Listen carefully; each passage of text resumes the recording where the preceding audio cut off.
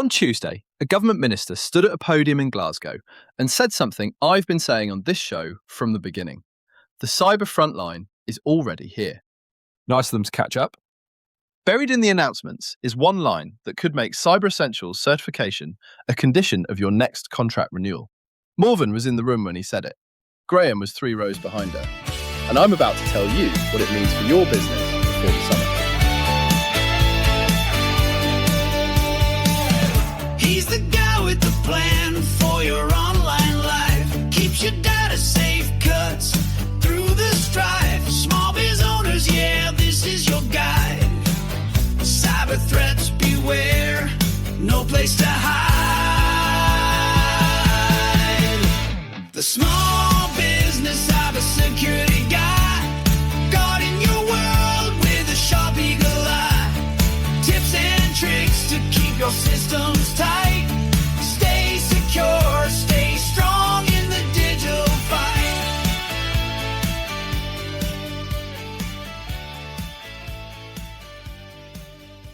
Right, welcome back. I'm Noel Bradford, and normally I'd introduce the topic and we'd ease into it. Not today. Today, we're reacting to Cyber UK 2026, which happened on Tuesday in Glasgow.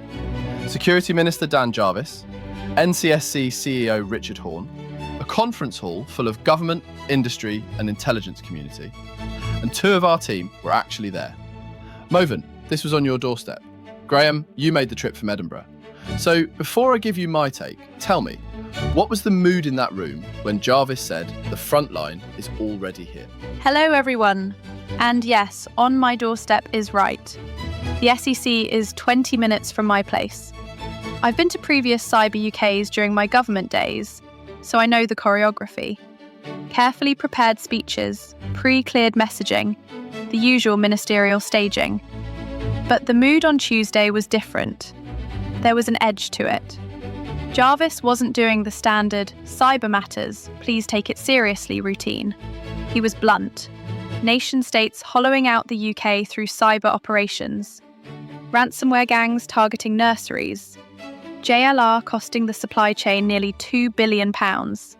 He named names. That's unusual for a ministerial speech at this level. And was anyone in the room surprised?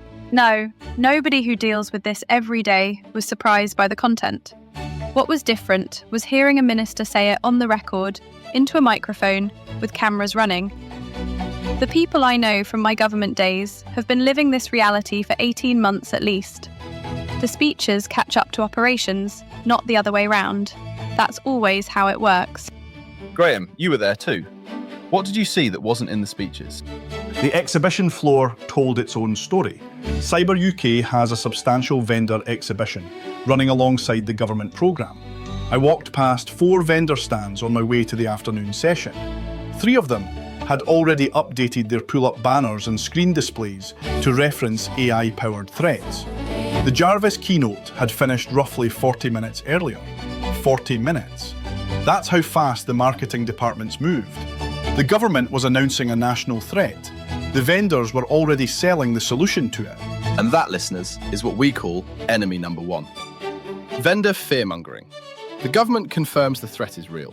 The vendor starts selling terror before the ministers left the building. Keep that in your head. We'll come back to it.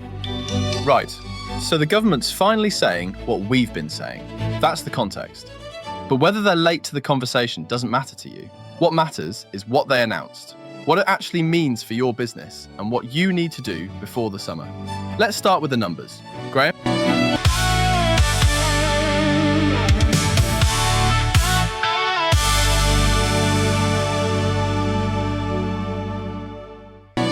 The data presented at Cyber UK 2026 is drawn from NCSC operational reporting and was delivered by both Dan Jarvis and NCSC CEO Richard Horne during their respective addresses on Tuesday the 22nd of April. The NCSC handled more than 200 nationally significant incidents in the year to early 2026. That is more than double the figure from the previous year. It equates to an average of 4 nationally significant incidents every single week. Nationally significant in this context means incidents with a serious impact on central government, UK services, a large proportion of the UK population or the UK economy. That is the NCSC's own definition. The majority of those nationally significant incidents now originate directly or indirectly from nation states. Richard Horne identified Russia, China and Iran by name. Russia, he said, is applying lessons learnt during the invasion of Ukraine and moving them beyond the battlefield. China displays what he called an eye-watering level of sophistication in its cyber operations. Iran is using cyber activity to support the repression of British individuals on UK streets. Jarvis cited the Jaguar Land Rover attack specifically. The breach, which started in September 2025, cost JLR approximately £196 million in a single quarter. The Cyber Monitoring Centre estimated the total UK financial impact at £1.9 billion. That figure includes suppliers 6 and 7 tiers down the chain who had no involvement in JLR's security decisions and no control over what happened to them. In the same address, Jarvis referenced ransomware gangs targeting children's nurseries. He was making the point that there is no sector too small and no target too morally objectionable for criminal operators. 4 nationally significant incidents a week, doubled in a year. Let that land for a second. And that £1.9 billion from JLR. Most of that hit businesses that had absolutely no say in JLR's security posture. Suppliers 5, 6, 7 steps down the chain. Businesses your size. That is the supply chain problem in pounds and pence. We covered exactly why this happens back in episode 5, the supply chain security episode.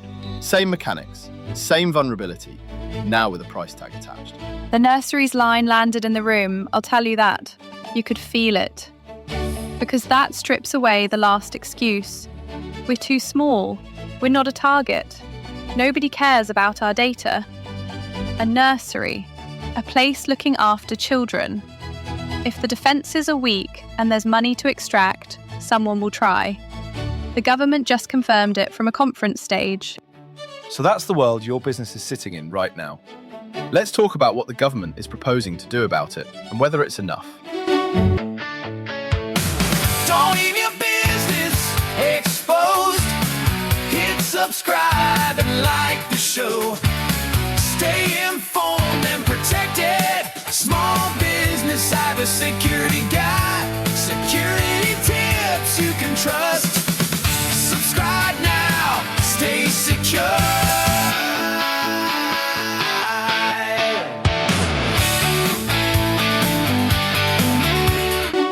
The headline from Tuesday was £90 million invested in cyber resilience over 3 years, including support for small and medium businesses delivered through existing DCIT and NCSC programmes. Now, I'm going to do something the press releases didn't do. I'm going to do the maths. The UK has approximately 5.6 million small and medium businesses. If you split £90 million equally across all of them over 3 years, every business gets roughly £5.35 per year. That's less than a round of coffee, less than a month of Spotify, less than the cheapest Cyber Essentials self-assessment on the market. I'm not trashing the announcement. At programme level, this money matters. Maurven, you were in the room. What was the reaction? Mixed. The people who work on NCSC programmes know what, through existing schemes, means in practice. It means the money goes into the infrastructure behind Cyber Essentials, the early warning service, the tooling that supports the certification process. Cyber Essentials quarterly certifications passed 10,000 for the first time recently. Uptake was up around 20% in the last financial year. That growth needs funding behind it. So at a system level, yes, this investment is useful. But the people I spoke to afterwards were cautious. The corridor conversations were more honest than the stage. They know this isn't money arriving at any individual business's desk. If you're sitting there thinking a check's heading your way, stop. It isn't.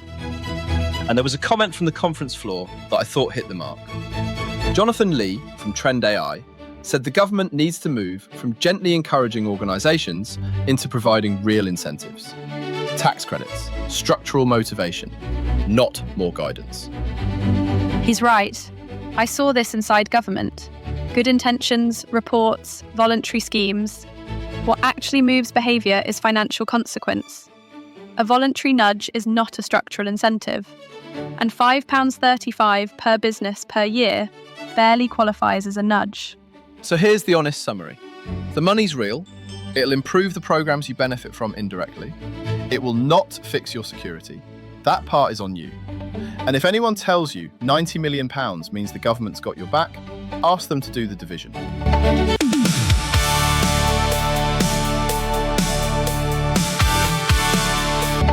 Right. This is the part that actually changes things for your business. Everything we've talked about so far is context. This is consequence. The government is launching a voluntary cyber resilience pledge this summer. Large organisations that sign up publicly commit to 3 things. Graham, can you run through them? Certainly. Signatories to the Cyber Resilience Pledge commit to 3 actions. First, making cybersecurity a board-level responsibility by implementing the Cyber Governance Code of Practice and completing NCSC cyber governance training at board level. Second, signing up to the NCSC's free early warning service within 1 month of signing the pledge. Third, requiring Cyber Essential certification across their supply chains. That third one. That's the one you need to hear. And I need you to think about this personally for a second. Who are your top 5 customers by revenue? Which contracts, if you lost them, would genuinely hurt?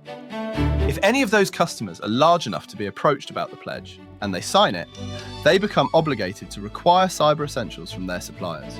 Not as a polite suggestion, as a public commitment with their name on it, listed on a government website. I was in the room when this was announced, and what struck me was the supply chain mechanism, because it's not new. The Ministry of Defence has required Cyber Essentials from defence suppliers for years. NHS procurement pushes similar requirements. We talked about this in episode 2, the Government Cyber Action Plan. 80% of new government contracts with security schedules by 2029. This pledge takes that same market force and spreads it into the private sector. Any sector where a large organisation chooses to sign. And companies that sign get publicly listed on a government website as exemplars of good practice. That's the reputational engine driving uptake. And the operational consequence flows downstream, to their suppliers, to you. What I heard in the corridor conversations confirmed this. The people involved in designing the pledge know the voluntary problem. They know the organisations that most need to sign won't be first in line. But the supply chain mechanism is the part they're banking on. That's where the real pressure comes from. Not from the pledge itself, from your customer's decision to sign it. And that's the uncomfortable truth. The pledge is voluntary for them, but your customer's decision to sign is not your decision. You don't get a vote, you get a requirement. Certification takes 4 to 6 weeks start to finish. Start now and you're done before the pledge launches this summer. Wait for the email from your client's procurement team and you're already behind, and the client already has doubts about you. We did a full Cyber Essentials walkthrough in episode 9. Everything you need to know about the process, what it covers, what it costs, how long it takes. Go back and listen to that one if you haven't already. Right, now let's talk about the part of the conference that every security vendor is going to use to sell you something you don't need. Graham, set the scene. During his address, Jarvis stated that the UK cannot fight a machine speed threat with human speed bureaucracy. He was referring to the accelerating role of artificial intelligence in both offensive and defensive cyber operations. On the 7th of April 2026, Anthropic announced Claude Mythos Preview. During controlled testing, it autonomously identified thousands of zero-day vulnerabilities across every major operating system and web browser, many of which had remained undetected for decades, despite continuous human review and millions of automated scans. 3 findings from Anthropic's published technical assessment illustrate the capability. A 27-year-old denial of service vulnerability in OpenBSD's TCP implementation, identified across roughly 1,000 scaffold runs at a total cost under $20,000. A 16-year-old flaw in FFmpeg's H.264 codec introduced in a 2003 commit and missed by every subsequent review, and a 17-year-old remote code execution vulnerability in FreeBSD's NFS server, designated CVE 2026-4747, granting unauthenticated root access, identified and fully exploited by the model without human involvement after the initial prompt. The DSIT AI Security Institute assessed the findings as a significant capability leap in offensive cyber operations. The AISI estimates frontier AI capability is now doubling every 4 months. 6 months ago, the estimate was every 8 months. Anthropic chose not to release Mythos publicly. Instead, they created Project Glasswing, a consortium including AWS, Apple, Google, JP Morgan Chase, Microsoft and Nvidia to allow defenders to begin patching the most critical systems before equivalent capability becomes widely available. 27 years. That vulnerability sat there for 27 years. Every audit, every scan, every code review missed it. And an AI model found it in hours. I stood at those vendor stands after the keynote, and I watched the marketing pivot happening in real time. Graham saw it too. 3 of the 4 stands I passed on the way to lunch had updated their display materials to reference AI-powered threats. The keynote had concluded 40 minutes earlier. And that's what I want to talk about. Because within a week of this announcement, every security vendor with a marketing department is going to be telling you that you need their AI-powered security solution to protect against AI-powered threats. I want to be clear about something.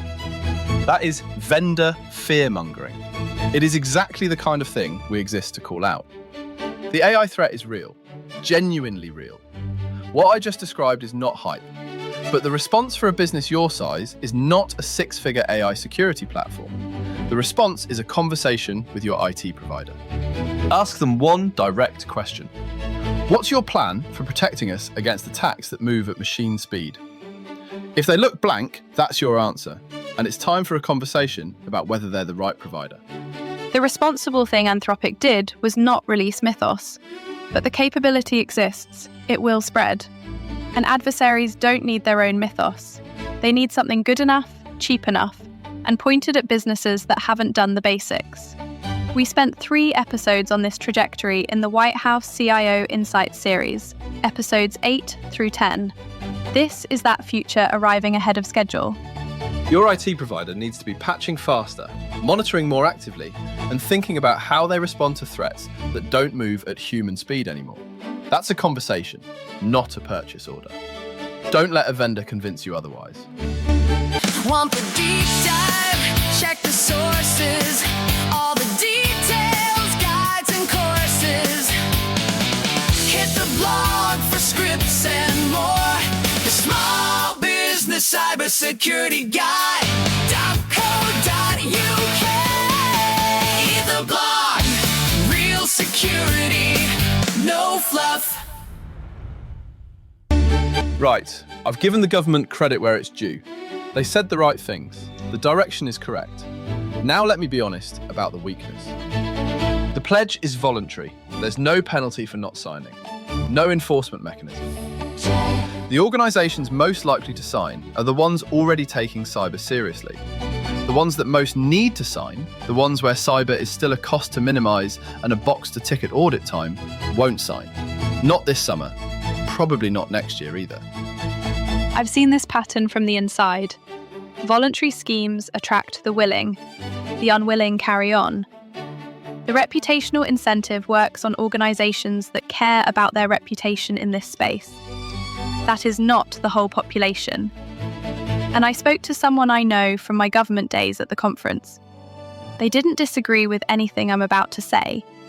They just can't say it from behind a podium. The National Cyber Action Plan is due this summer. That's the document that determines whether Tuesday's announcements become the start of something with real teeth or remain what I'd call compliance theatre dressed in ministerial language. What would make it real? Mandatory incident reporting. Legislative enforcement through the Cybersecurity and Resilience Bill. Structural financial incentives for SMB certification. tax credits, insurance premium reductions. Something that creates a genuine cost for inaction, not just a gentle encouragement to do the right thing. And if the action plan doesn't include those? Then we're still where we were. Good speeches, good intentions. And a letting agent in Coventry still running Windows 10 with no MFA, waiting for someone else to sort it. I'll cover the action plan in detail when it drops, and I will not pull punches on it.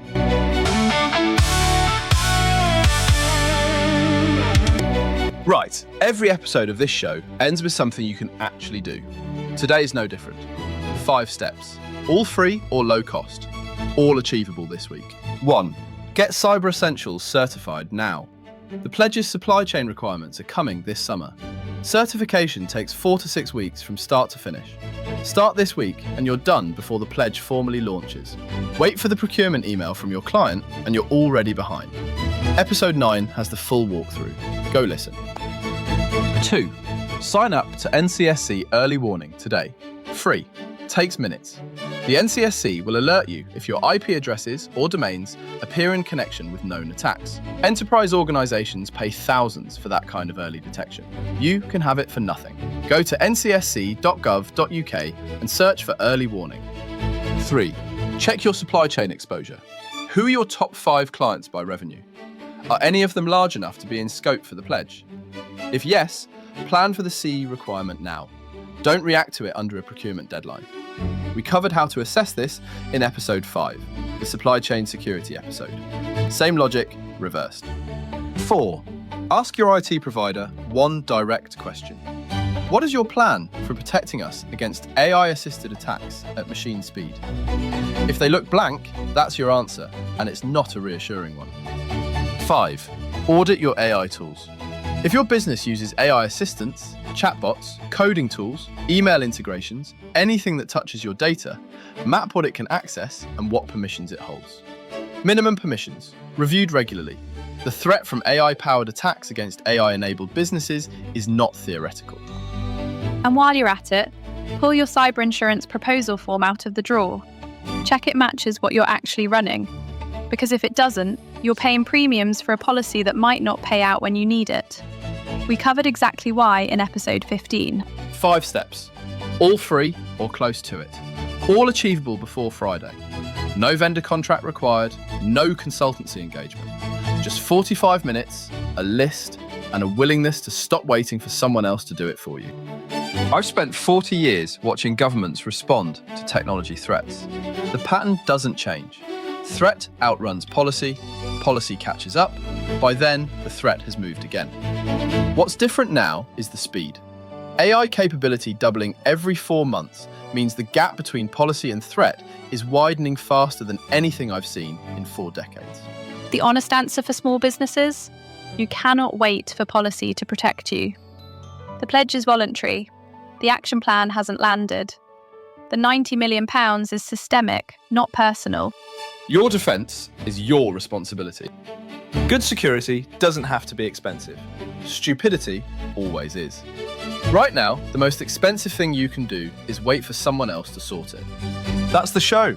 Full blog analysis with all the sources linked is at thesmallbusinesscybersecurityguy.co.uk. If any of this raised a question about your own business, that's exactly what the podcast is for.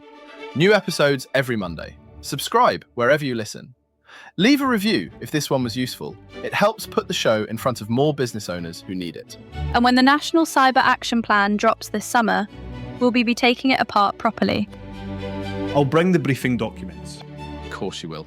Stay safe, everyone. We'll see you next week. Right, before we let you go completely, let's have a quick chat about the boring but necessary legal bits. Don't worry, I'll make this as painless as possible. First up, and this is important, everything we've said today represents our own personal opinions and experiences. These views are ours alone and don't represent any organisation we work for, any employers, advertisers, sponsors, or anyone else who might be connected to the show. When we're giving you advice or sharing our thoughts, that's coming from us as individuals, not speaking on behalf of anyone else. Everything we've talked about today is for general guidance. It's meant to point you in the right direction, but it absolutely shouldn't be treated as professional advice tailored specifically to your business. Your situation is unique. What works brilliantly for a Birmingham bakery might be completely useless for a Manchester marketing agency. We do our very best to keep everything accurate and current, but let's be honest here. The cybersecurity world moves faster than a caffeinated squirrel being chased up a tree by Maurven's Jack Russell. Things can change between when we record and when you're listening, so always double check critical technical details with qualified professionals before you go making major changes to your systems. If we've mentioned any websites, products or services, we're giving you information, not necessarily giving them our seal of approval. We can't be responsible for what happens on their end or if things go sideways when you use them. Some things we recommend might involve affiliate partnerships. We'll always flag those when they come up because transparency matters. Now, if you're dealing with serious cybersecurity incidents, actual data breaches, or gnarly legal compliance issues, please talk to proper professionals, rather than just relying on podcast advice. We're here to educate and help you understand the landscape, not to replace your security consultant, solicitor, or IT team. This has been a Small Business Cybersecurity Guy production. Copyright 2025, all rights reserved.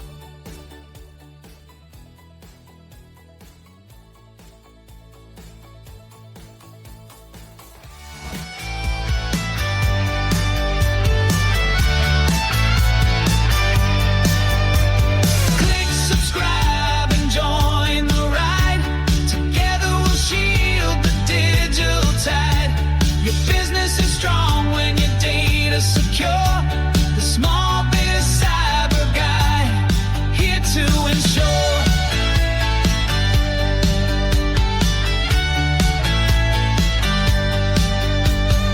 Thanks for listening, we're signing off. Stay cyber safe no matter the cost.